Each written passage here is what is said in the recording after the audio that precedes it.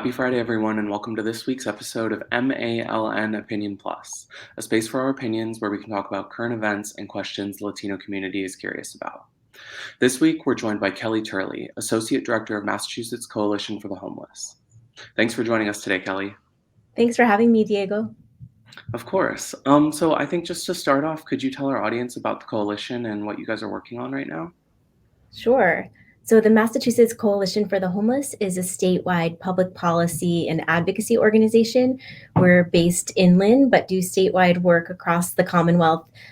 We In addition to our public policy work, trying to change policies that impact people experiencing homelessness and housing instability, we also have a number of direct service programs working in collaboration with public schools, health centers, early interventions, to be able to connect with families and individuals who may be at risk of homelessness or experiencing poverty, to connect them with the resources that they need to stabilize their situations. Great. And I'm wondering a little bit about how you guys dealt with the pandemic, seeing where we are now. Have you guys seen a change in how homeless people have found support since the beginning of the COVID-19 pandemic? Absolutely. There have been a lot of changes in how resources are allocated, the amount of funding for resources, and the ways that people can access them. We know that for many people experiencing homelessness, the shift to remote or online services was very detrimental because they didn't have access to the technology that was needed to be able to connect with state-funded or nonprofit programs. In some cases, there were funds available, for example, for unaccompanied youth experiencing homelessness, to be able to get access to tablets and cell phones and to iPads to be able to have remote connections with programs. But for other people, that wasn't possible. So a lot of the work now is to make sure that programs are as accessible as possible, making sure that the state reopens, for example, access to the offices where families apply for emergency assistance, family shelter, and not just relying on a phone-only system, really improving the technology that's used for online applications, making sure that if somebody doesn't have access themselves, that their advocate or provider can help them apply, and making sure that those resources are in the languages that people speak.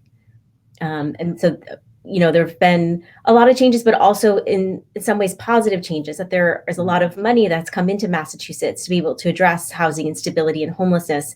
In fact, right now, the state Senate is debating a $3.7 billion budget that will invest money from the American Rescue Plan Act. And we're doing a lot of advocacy to make sure that those resources get targeted to the lowest income families and individuals. And so when you talk about those resources, what are things that that money would be used for? So both the House and Senate have come out with proposals, and right now, as mentioned, the state Senate is debating their version of it, but we're working on amendments to it that would increase investments in permanent supportive housing, long-term housing for families, individuals, and youth, to make sure that there is an ease and access to state services, including shelters and rehousing programs, to replenish homelessness prevention funds that are running low. But in the proposals that emerged from both the House and Senate, there already were hundreds of millions of dollars that would be directed to affordable housing, support services, improving public health, and other related items. So it's encouraging. Oh, wow, that's great. And so I'm wondering a little bit about how the coalition's work adapted to the sort of new terms set out for them by the pandemic, in terms of meeting the needs of the homeless population that was growing during that unprecedented time. And how did you guys have to shift your work during that? Yeah, we definitely had to shift our work.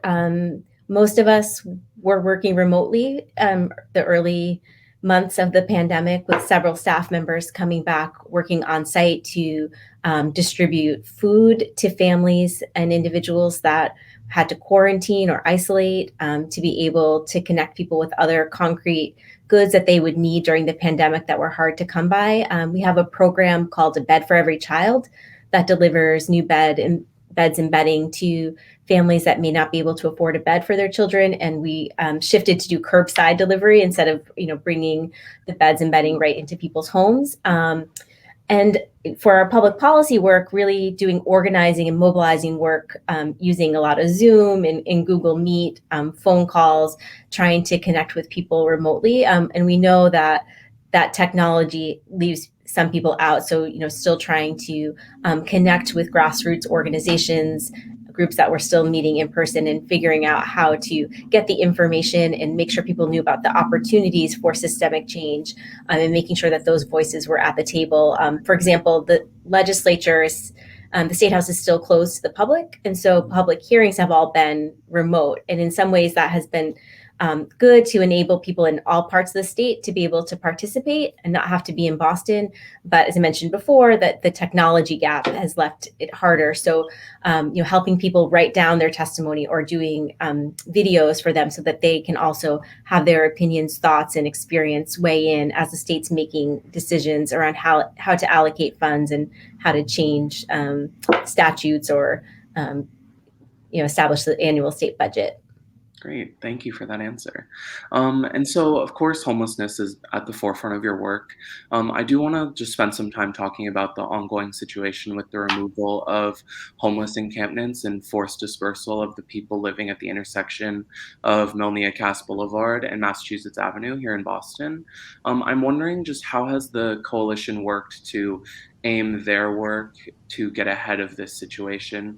And do they have any proposed ideas for what they'll be doing to help assist people who still don't have a safe place to live in Boston? Yeah, the coalition has joined with public health organizations, legal groups like the American Civil Liberties Union of Massachusetts, and other providers and advocates to call for the state and the city to invest in more permanent supportive housing, non congregate spaces for people experiencing homelessness, and making sure that those resources are low threshold so that people who are staying outside can access those resources without having to have preconditions met before their basic needs can be met. And so I'm wondering what do if you're trying to get rid of those things that people would need to be eligible for requiring help, what did those look like before? Right. So, for example, there are some open shelter spaces in Boston and other places across the state. And each shelter for unaccompanied adults operates slightly differently. And there's different requirements. So, for example, most shelters would require that people not be drinking or using drugs in order to access a bed. And for some people who are in the midst of substance use, that might not be an option. Or we know that some places, shelters don't feel safe to LGBTQ individuals, or that if people are working two jobs and they have to work at night, the entry time for shelter may not work for them.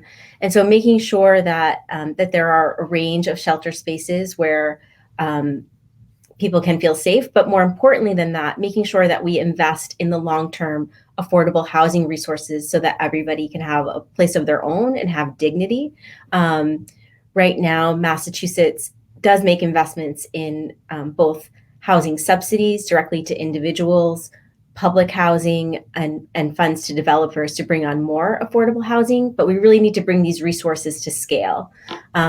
We know that, thinking about the issues at Melnia Cass and Mass Ave, that there are people, of course, that have substance use issues that have a roof over their head and they're not as visible. So it's really about how can we get people access to the resources and the services that they need, as well as making sure people have that base of housing, which we know is so fundamental and is not necessarily recognized as a basic human right, but shifting the state's thinking and resources to make sure that housing as a human right is a reality. And from that base of stability, that oftentimes people are able then to access the other supports and resources that they need to move forward with their life and their goals. That's great. I like that. I can think it definitely everyone deserves to have a home. And so I'm wondering, just reaching now the end of 2021 and the beginning of 2022, what is some work that the coalition is doing, and what do you guys hope to get on top of as we move into the new year? Yeah, as we move forward, we know that the pandemic isn't over, and there's a lot of talk about the pandemic being in the rearview mirror. But we know that for the lowest income families, individuals, and youth, that the pandemic is still an ongoing reality. So as the state looks to recovery, making sure that investments are made equitably to ensure that the resources are invested in the lowest income communities, the communities most impacted by COVID-19, making sure that we are making those investments so that the next time there's a public health emergency, that the resources are in place so that we can make sure that there isn't the devastation that the state experienced statewide this time. But we're really focused on making sure that the state invests in upstream homelessness prevention. So making sure that we're not waiting for people to actually have a notice to quit from their landlord to be have to go to court before they can get funds to pay for back rent or back utility bills. So that's been a major campaign that we've been working on, and there are unprecedented federal funds that have come into the state for homelessness prevention, but we know that as much as there's an unprecedented funding, that there's also unprecedented demands. So making sure that those resources actually match the needs. We've also been working to make to ease access to Massachusetts identification cards for people experiencing homelessness. That connects to the issue we talked about before at Mass and Cass, that many people experiencing homelessness don't have a basic ID card, and it makes it very difficult to apply for housing, to apply for jobs, to get access to medications at a pharmacy, to even get a library card. And so by reducing the barriers to getting a Massachusetts ID card and eliminating the fee, we think that a subset of people experiencing homelessness would be able to really get back on their feet. So that's been a campaign we're working on.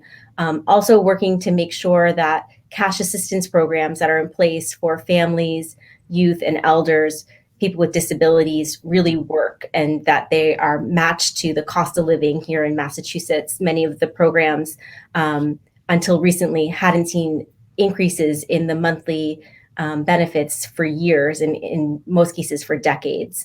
So really bringing those programs to scale while we're providing additional support so that that we can make sure that people have the opportunities to reach their goals, and to not necessarily have to rely on these programs, but knowing that they are really a bedrock of support.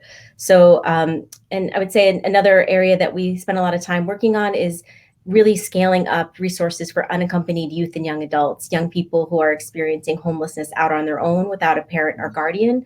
That is a large population of young people across the Commonwealth, and making sure that there are housing supports and upstream prevention resources that are targeted to young people in places where they already are, and where with people that they trust to be able to access those resources. But we have a lot of campaigns simultaneously. Those are just a few. Great.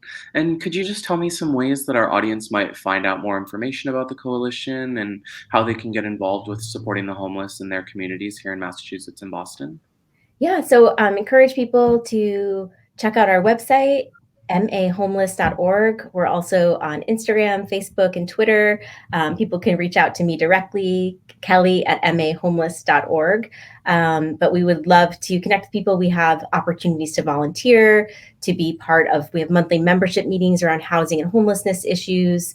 We have a legislative action day that's normally at the State House if it's open by the time our next event comes around, but it's been remote during the pandemic, and opportunities to connect with groups in one's own local community that are our partner agencies. So Great.